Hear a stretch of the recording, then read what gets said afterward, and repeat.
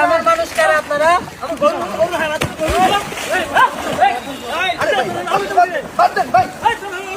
আরে ভাই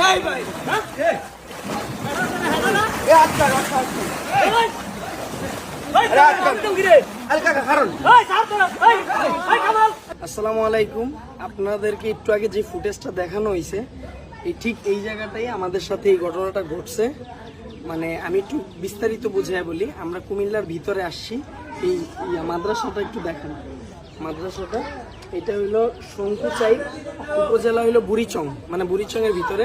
আমরা কিন্তু এইখানে হাঁটু সমান পানি, আমরা একটু ভিতরে গেছিলাম, আমরা বুক সমান পানিতে আছি। হ্যাঁ, তো এখানে আমরা যখন পানি বা বিভিন্ন পণ্য এখানে তো গাড়ি দিয়ে আনার সুযোগ নেই, তো সেক্ষেত্রে আমরা যখন মাথায় বা হাতে করে নিয়ে আসতেছিলাম, একটা নৌকা এখান থেকে আসতেছিল। তো আমরা ওনাকে জিজ্ঞাসা করছিলাম, ভাইজান আপনি একটু হেল্প করেন আমাদের, আমরা এই জিনিসগুলো আপনার নৌকায় করে